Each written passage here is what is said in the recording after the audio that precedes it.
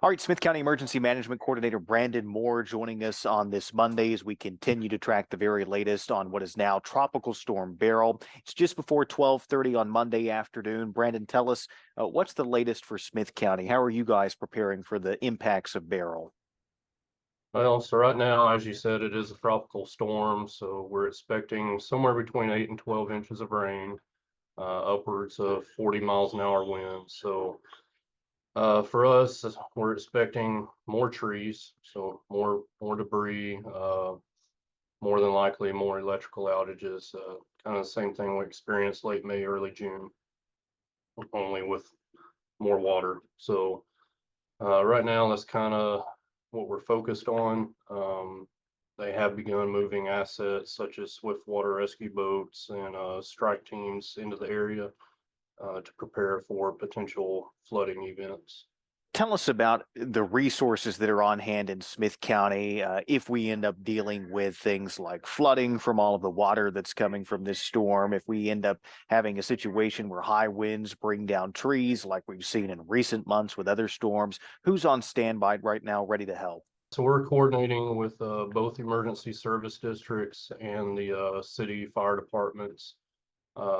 So they have access to some watercraft, high water rescue vehicles, and then the state is also sending in additional resources, additional watercraft and ambulance strike teams. And I'm curious, anybody from our neck of the woods planning to head south at any point, or considering that we could be in store for our own impacts as everybody's staying here? As far as I know, everyone's staying here.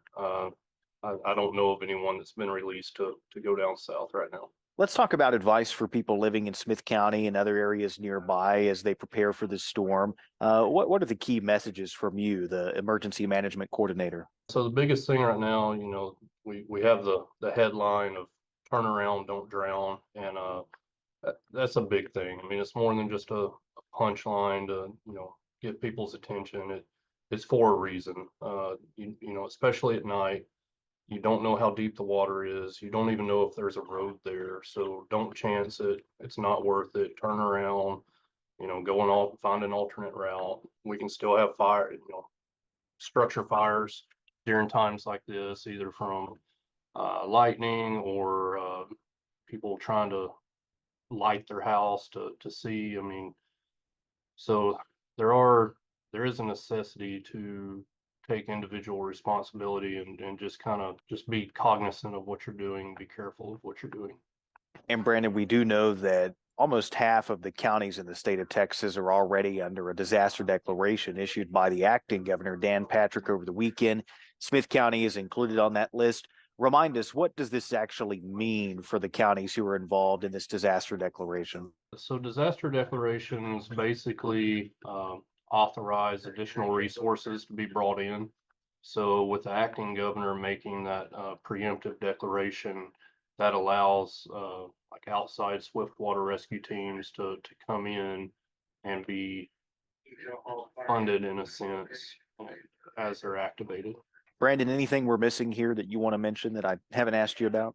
Be careful with the flooding, be careful with down trees, watch your speed on the roads because for instance, yesterday there was a tree down on the loop right over the top of the hill, and many people were nearly hitting it. So, just watch your speed and just be careful for items that may be in the roadways.